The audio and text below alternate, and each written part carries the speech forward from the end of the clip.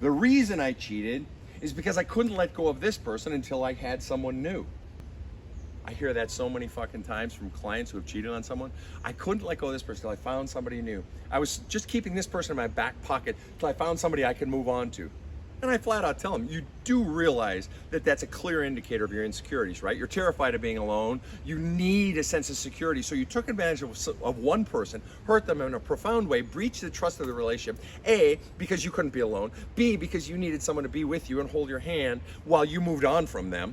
And C, you couldn't just look them in the fucking face and do the honorable fucking thing. You didn't have the courage. And they, I eventually get them to the point where they have to admit it, because that's what it is, right? This isn't the only cause of cheating, but this is a whopper. You gotta hold on to this one until I find someone fucking new. And what's fascinating is when they get caught, they'll claim, oh no, we need to make the relationship work. Really, make the relationship work.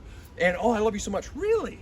So the very relationship you would just breach the trust of and you were trying to get out of, and this person you were so willing to say, fuck you, I don't care about your feelings to, you now want. That's an even greater indicator of how terrified they are of being alone and not having the sense of security and you holding their hand that you provide to them.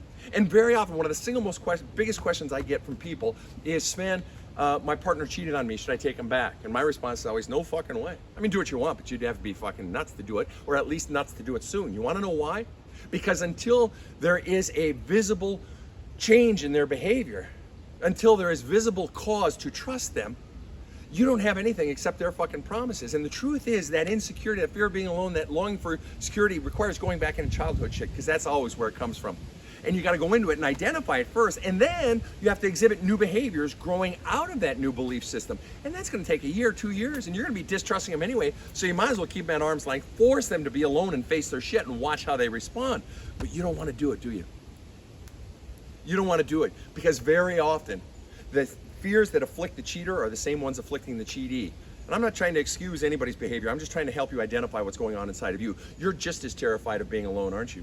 You're just as terrified of not having your sense of security. So you'll allow someone to punch you in the fucking face, basically, take advantage of you, breach your trust.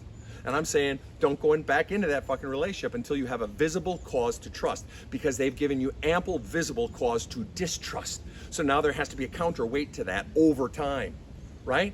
But so very often the fear driving the cheatee is the one driving the cheater, that fear of being alone, fear of not having that sense of security. And here's the bottom line: until you can be alone, you can't be responsibly mature to your own self in a relationship or to the other person. You want to know why? Because if you're terrified of being alone, terrified of not having security, you'll either control the other person and use fear to keep them under your thumb so they'll never leave, or you'll give up everything hoping to buy them. Don't ever leave, I'll give you everything, I'll give you everything. So which is it for you? Have a kick-ass day.